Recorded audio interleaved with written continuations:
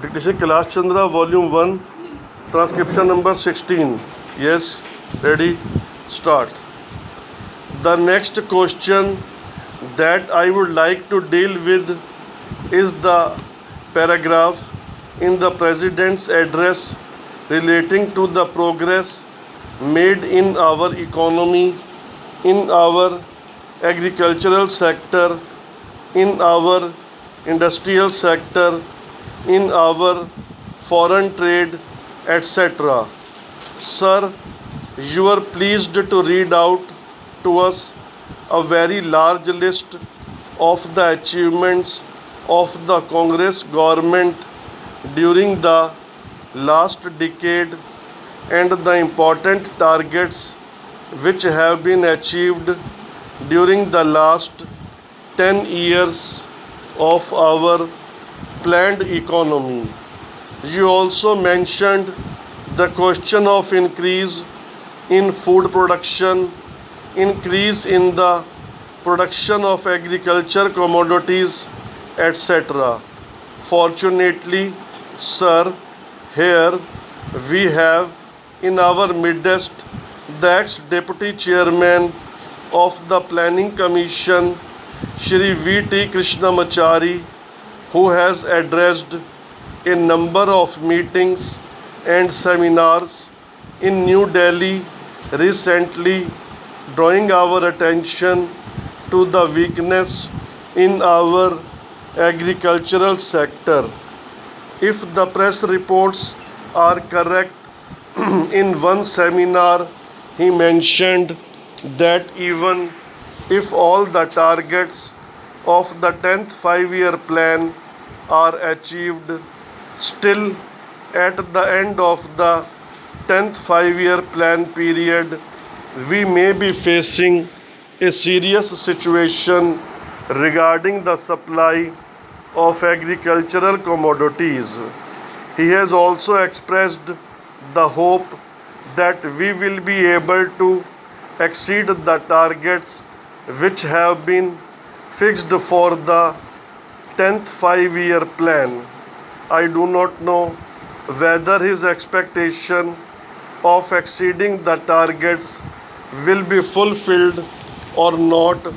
but it is quite clear that we have not been able to give sufficient attention to the development of the agricultural sector. It has also been stated that development of the agricultural sector is one of the most difficult tasks which have been found difficult both by democratic countries as well as by countries in which total planning is going on. It is all the more reason, therefore, that we should pay more attention to the agricultural sector so that it may be possible for us to meet our requirements as and when they arise, and the situation which he has foreseen at the end of the 10th five-year plan may not materialize.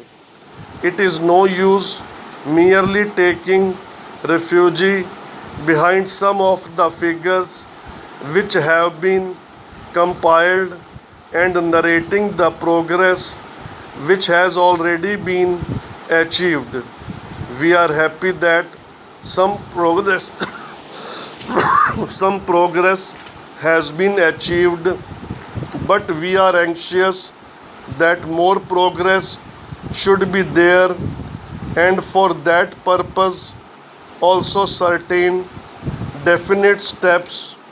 will be taken. Paragraph. In this connection,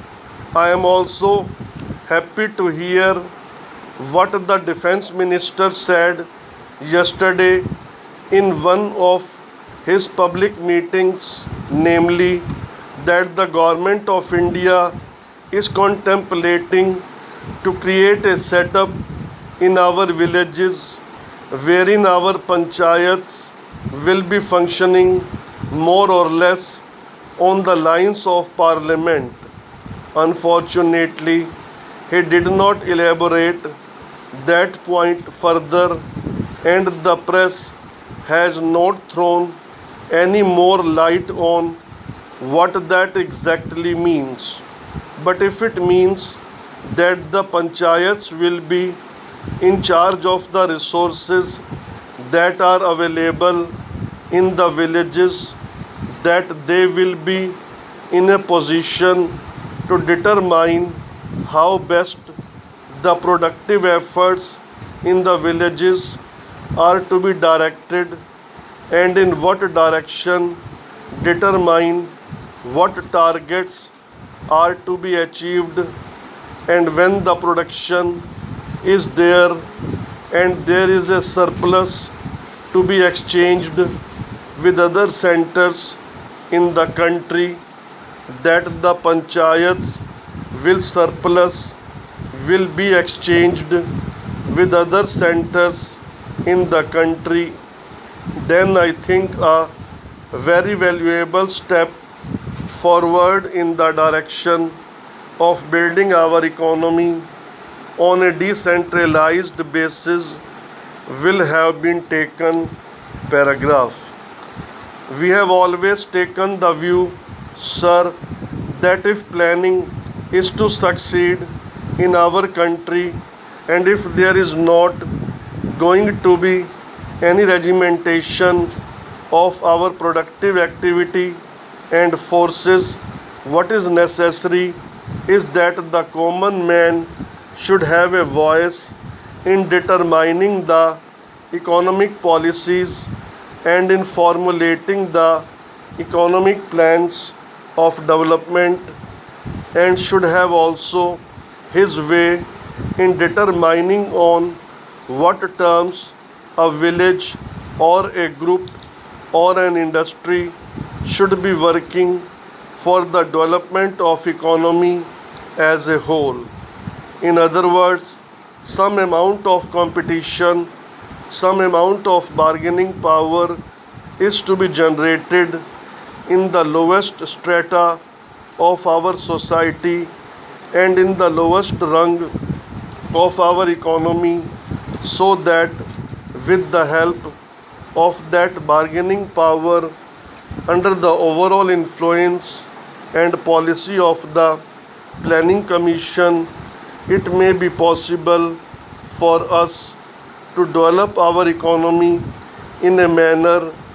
which satisfies both the interests and the requirements of the nation